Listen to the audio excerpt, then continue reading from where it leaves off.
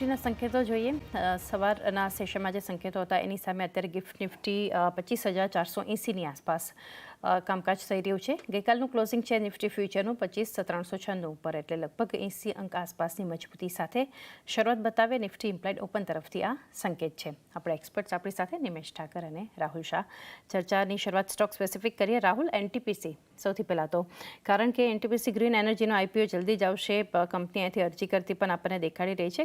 એનટીપીસીની subsidiary company છે NTPC green energy, તો ત્યાં પણ આજે આપણે ફોકસ રાખીશું. ગઈકાલના સેશનમાં પણ જે રીતે આપણને એક કામકાજ કંપનીમાં જોવા મળ્યું હતું, એનટીપીસી, પાવરગ્રીડ જેવી કંપનીઓમાં, કઈ રીતે તમે ચાર્ટ સેટઅપ જોઈ રહ્યા છો અહીંયાથી? સો આઈ થિંક આપણે જે હિસાબે સેટઅપ ઓવરઓલ પીએસયુ પેકની જોઈએ તો મારા ખ્યાલથી ક્યાંક ને ક્યાંક પીએસયુ સેક્ટરમાં ઘણા બધી જગ્યાએ પ્રોફિટ બુકિંગ આવી છે અને અંડર પરફોર્મર કરી રહ્યા છે. એમાંથી પણ એનટીપીસી એક્સેપ્શન છે. જે સ્ટોક હજી બી એના નિયર ટર્મ હાઈઝને આસપાસ ટ્રેડ કરે છે, 52 વીક હાઈની આસપાસ ટ્રેડ કરતો જોવા મળ્યો છે. તો મને લાગે છે પેટર્ન ઘણી સ્ટ્રોંગ છે.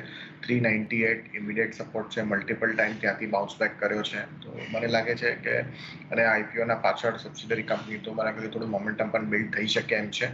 તો આઈ ફીલ 404ના સ્ટોપ લોસ સાથે લોંગ કરી શકાય. 435 સુધીના લેવલ આપણને એનટીપીસીમાં જોવા મળી શકે એમ છે.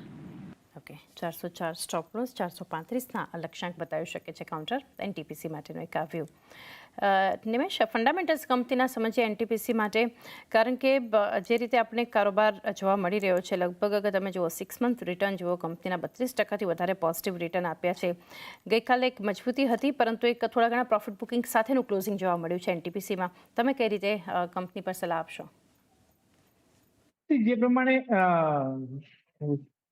એનર્જી ડિમાન્ડ એક બૂસ્ટ થઈ રહી છે અને જે પ્રમાણે નવી સિસ્ટમ આપણે જોઈ રહ્યા છીએ, ઇલેક્ટ્રિક ઈવી સિસ્ટમ આખી સેટ થઈ રહી છે. Day by day consumption of electricity જે છે અને જે પ્રમાણે ગવર્મેન્ટ ભારતના પ્રત્યેક ગામડાઓ સુધી પહોંચી રહી છે, આવતા દિવસોની અંદર ડિમાન્ડમાં જે છે એ મજબૂત વધારો આવશે એવું દેખાઈ રહ્યું છે. અને ઓલમોસ્ટ 400 ગીગાવોટની અત્યારે વાતો જે છે એ થઈ રહી છે અને એના માટેના પ્લાન ચાલી રહ્યા છે.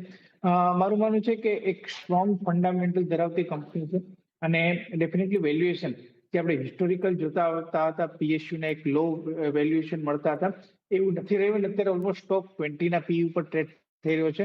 પ્લસ અત્યારે જે પ્રમાણે કંપનીએ નવા આઈપીઓની ને નવા એક્સપાન્શનની વાત કરી છે, ડેફિનેટલી સેન્ટિમેન્ટ સ્ટોક માટે બુલિશ છે. મારું માનવું છે કે કોઈ પણ જાતનું ડીપ આવે છે તો ડેફિનેટલી આ સ્ટોકની અંદર બાય કરવું જોઈએ.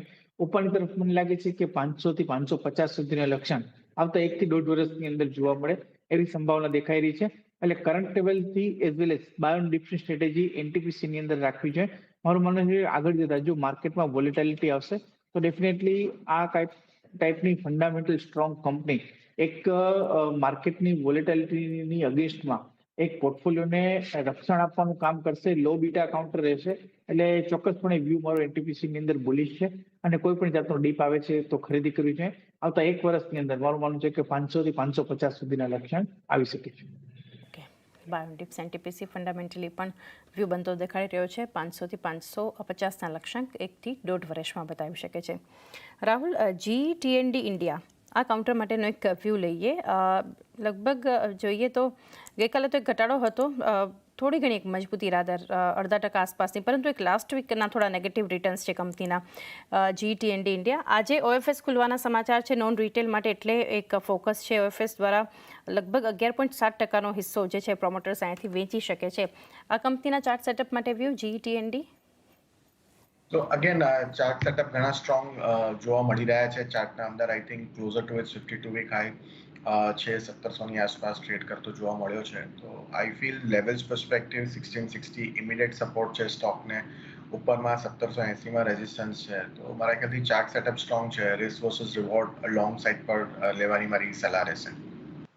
સાઇટ પર એક વ્યૂ 1780 રેઝિસ્ટન્સ ઉપર, આ કાઉન્ટર ધ્યાનમાં રાખો જીટીએનડી. ત્યારબાદનું કાઉન્ટર નિમેશ, ઇરડા માટે એક વ્યૂ લઈએ. ઇરડા માટે એક ફંડ રેઝિંગ માટેનું જે એક ન્યૂઝ છે આજે, ફ્રેશ ઇક્વિટી ઇસ્યુ દ્વારા 4,500 કરોડ કંપની એકત્ર કરશે અને સરકાર ક્યુઆઈપી દ્વારા 7% હિસ્સો વેચશે અને અત્યારે લગભગ 75% આસપાસનો હિસ્સો સરકારનો છે કંપનીમાં. આના પર એક વ્યૂ લઈએ. ઈરડાના વેલ્યુએશન અગર વાત કરીએ તો વેલ્યુએશન ઘણા મોંઘા છે. ઓલમોસ્ટ અત્યારે સ્ટોક 50ના પીઈ આસપાસ ટ્રેડ થઈ રહ્યો છે અને ગવર્મેન્ટ જે પ્રમાણે ફ્રેશ ઇક્વિટી રેઝ કરીને જે વેચવાની વાત છે, ડેફિનેટલી મારું માનવું છે કે સ્ટોકની અંદર શોર્ટ ટર્મમાં એક દબાણ જોવા મળી શકે છે. એટલે જો તમારો શોર્ટ ટર્મ એંગલ હોય, ફંડામેન્ટલ ઘણા સારા છે, વેલ્યુએશન થોડા કન્સર્ન છે અને શોર્ટ ટર્મની અંદર સ્ટોક આપણે જોઈ રહ્યા છીએ કે એક અંડર પરફોર્મ કરી રહ્યો છે, માર્કેટની સાથે પરફોર્મ નથી કરતો. હજુ પણ આ અંડર પરફોર્મન્સ કન્ટિન્યુ રહી શકે એવા ચાન્સીસ મને દેખાઈ રહ્યા છે. એટલે ઈડાની અંદર વ્યૂ મારો બુલિશ નથી અત્યારે. મારું માનવું છે કે નીચેની તરફ ક્યાંય 180 170 આસપાસ મળે છે તો આઈ થિંક એક ગુડ એન્ટ્રી પોઈન્ટ બની શકે છે. પરંતુ હાલના લેવલે 227ની આસપાસ આ સ્ટોકની અંદર હું એવોઇડ કરવાની સલાહ આપીશ, કારણ કે સ્ટોક ઓલરેડી રનઅપ થઈ ગયો છે અને વેલ્યુએશન પણ ઘણા મોંઘા મને દેખાઈ રહ્યા છે. એટલે અત્યારે એવોઇડ કરવાની સલાહ છે. 170 આસપાસ આવે તો એ લેવલ આસપાસ એક ગુડ એન્ટ્રી પોઈન્ટ બની શકે છે. ઓકે, હાલ તો અવોઇડ કરો. 170 સુધીના નીચેના લેવલ્સ અગર બતાવે છે તો એન્ટ્રી કરી શકો છો કાઉન્ટર ઈરડા માટે. આજે ઓએફએસના સમાચારને લીધે કાઉન્ટર ફોકસમાં રહે છે. ત્યારબાદ જ્યાં એક ફોકસ છે મેક્રોટેક ડેવલપર્સ. નિમેશ, અધિગ્રહણ કરવાના લોધા કાઉન્ટર માટેના એક સમાચાર છે. વેરહાઉસિંગ ઇન્ડિયા સાથે કંપની જે અધિગ્રહણ કરવા જઈ રહી છે ઇવાન્હો વેરહાઉસિંગ સાથે, મહારાષ્ટ્રમાં 3 ડિજિટલ ઇન્ફ્રાસ્ટ્રક્ચર પ્લેટફોર્મનું એક અધિગ્રહણ કરશે. સમાચારને લીધે આજે ફોકસ છે, પરંતુ આ કંપનીના ફંડામેન્ટલ્સ લોધાના તમે કઈ રીતે જોઈ રહ્યા છો? ફંડામેન્ટલ ઘણા સારા છે, ફંડામેન્ટલ ઘણો મજબૂત છે, પરંતુ અગેન કન્સર્ન જે છે વેલ્યુએશનનો કન્સર્ન છે. સ્ટોક અત્યારે તમે જુઓ તો 1,30,000 કરોડની માર્કેટ કેપ ધરાવે છે અને અરાઉન્ડ 70ના પી ઉપર સ્ટોક ટ્રેડ થઈ રહ્યો છે. મારું માનવું છે કે વેલ્યુએશન હજી એક્સપેન્સિવ છે. ડેફિનેટલી નવું એક્વિઝિશનની વાત થઈ છે એટલે બેલેન્સ શીટને જરૂરથી સ્ટ્રેન્થ મળશે. પરંતુ ઓલ ઓવર જોતા મારું માનવું છે કે એક આ ન્યૂઝને પગલે એક સ્ટોકને એક શોર્ટ ટર્મ પોઝિટિવ રિએક્શન આપી શકે છે. પરંતુ ઓલ ઓવર જોવા જાય તો નીચેની તરફ 1,000ના લેવલ આસપાસ એક સારો એન્ટ્રી પોઈન્ટ બની શકે છે અને આરબીઆઈ દ્વારા જો આપણે ઇન્ટરેસ્ટ રેટ કટ અહીંયા પર સ્ટાર્ટ થશે તો એક સેન્ટિમેન્ટ બૂસ્ટ કરી શકે છે. પરંતુ અગેન બાય ઓન ડિપ્સની સ્ટ્રેટેજી અપનાવી જોઈએ. 1,000ના લેવલ આસપાસ એન્ટ્રી મળે છે તો બેસ્ટ બાય બની શકે છે. પરંતુ ઓલ ઓવર આજના જે કંઈ પણ ન્યૂઝ છે એની હિસાબે પોઝિટિવ ઇમ્પેક્ટ આ સ્ટોકની અંદર 1 થી 2 દિવસની અંદર આવી શકે છે. ઓકે, 1,000ના લેવલ્સની થોડી રાહ જોઈ શકો છો ફ્રેશ એન્ટ્રી માટે મેક્રોટેક ડેવલપર્સ માટે, અને આ સમાચાર બાદ એક પોઝિટિવ અસર બતાવી શકે છે. ત્યારબાદ નઝારા ટેક પણ નિમેશ ફોકસમાં છે. એક એના પર થોડો વ્યૂ લઈએ. ફંડ એકત્ર કરશે કંપની. પ્રેફરન્શિયલ ઇસ્યુ દ્વારા 900 કરોડ એકત્ર કરવા માટેની યોજના છે કંપનીની. ગઈકાલના સેશનમાં જુઓ 1,098ના 52 વીક્સ હાઈ, ઓલમોસ્ટ એ લેવલની આસપાસ ક્લોઝિંગ આપ્યું છે નઝારા ટેક. તમે કઈ રીતે વ્યૂ આપશો આના પર? જે પ્રમાણે ગેમિંગની દુનિયા અત્યારે ડે બાય ડે વિસ્તૃત થઈ જાય છે, સ્ટોકની અંદર પણ પ્રિવિયસલી એક બુલિશ વ્યૂ હતા, પરંતુ ક્યાંક ને ક્યાંક કંપની એક સ્ટ્રગલ કરી રહી હતી ગ્રોથ ડિલિવર કરવાની અંદર. મારું માનવું છે કે જે પ્રમાણે કંપની નવા શેર ઇસ્યુ કરીને નવું ફંડ રેઝ કરશે, નવા એક્સપાન્શનની એક્ટિવિટી પર ફોકસ કરશે, ડેફિનેટલી એક સેન્ટિમેન્ટ જે છે સ્ટોક ઉપર પોઝિટિવ બનશે. પરંતુ અગેન સ્ટોકની અંદર આપણે જોઈ રહ્યા છીએ કે છેલ્લા 3-4 મહિનાની અંદર almost double kind of return જે છે આવી ગયા છે. મે જૂનની આસપાસ સ્ટોક અરાઉન્ડ 600 આસપાસ ટ્રેડ થતો હતો, આજે 1100 આસપાસ પહોંચી ગયો છે. એટલે શોર્ટ ટર્મ રેલી ઓલરેડી આવી ગઈ છે. એટલે સલાહ એટલી જ રહેશે કે ફ્રેશ એન્ટ્રી લેવા માટે થોડી રાહ જોવી જોઈએ અને નીચેની તરફ ક્યાંક ને ક્યાંક 980 થી 1000ની આસપાસ મળે છે તો આઈ થિંક એક શોર્ટ ટર્મ એન્ટ્રી માટે એક સારી એરિયા બની શકે છે. એટલે વ્યૂ મારો કોશિયસ છે. અત્યારે આ લેવલે હું ફ્રેશ એન્ટ્રી લેવાની સલાહ નથી આપતો.